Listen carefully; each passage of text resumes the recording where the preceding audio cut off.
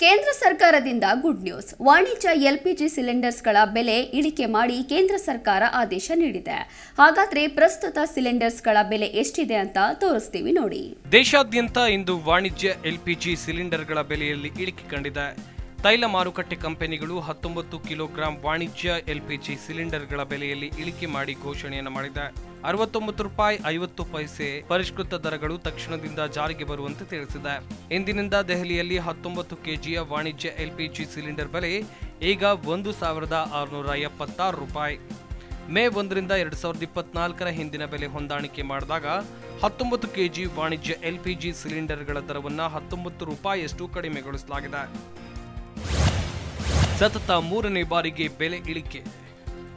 ಒಂದು ತಿಂಗಳ ಹಿಂದೆ ಮೇ 1ರಂದು ತೈಲ ಮಾರುಕಟ್ಟೆ ಕಂಪನಿಗಳು ವಾಣಿಜ್ಯ ಎಲ್ಪಿಜಿ ಗ್ಯಾಸ್ ಸಿಲಿಂಡರ್ಗಳ ಬೆಲೆಯನ್ನ 19 ರೂಪಾಯಿಗೆ ಇಳಿಸಿತ್ತು. ಅಂದ್ರೆ 19 ಕೆಜಿ ವಾಣಿಜ್ಯ ಎಲ್ಪಿಜಿ ಸಿಲಿಂಡರ್ನ ಆಗ ದೆಹಲಿಯಲ್ಲಿ 1745 50 ರೂಪಾಯಿ ದರ ನಿಗದಿಪಡಿಸಲಾಗಿದೆ. ಈ ಹಿಂದೆ ಏಪ್ರಿಲ್ನಲ್ಲಿ 19 ಕೆಜಿ ವಾಣಿಜ್ಯ ಸಿಲಿಂಡರ್ಗೆ 1764 ರೂಪಾಯಿ 50 ಪೈಸೆ ಇತ್ತು. ಈ ತಿಂಗಳ ಆರಂಭದಲ್ಲಿ ಅದನ್ನು ಸರಿಹೊಂದಿಸೋಕೆ ಮತ್ತೆ ಇಳಿಕೆ ಮಾಡಿದೆ. ಅಡಿಗೆ ಮಾಡೋಕೆ ಎಲ್ಪಿಜಿ ಸಿಲಿಂಡರ್ಗಳ ಬಳಕೆಯನ್ನ ಉತ್ತೇಜಿಸೋಕೆ ಸರ್ಕಾರವು ಪ್ರಧಾನಮಂತ್ರಿ ಉಜ್ವಲ ಯೋಜನೆ ಮೂಲಕ ಅರ್ಹ ಕುಟುಂಬಗಳಿಗೆ ಸಹಾಯಧನವನ್ನು ನೀಡುವ ವಿವಿಧ ಯೋಜನೆಗಳನ್ನು ಜಾರಿಗೊಳಿಸ್ತಾ ಇದೆ.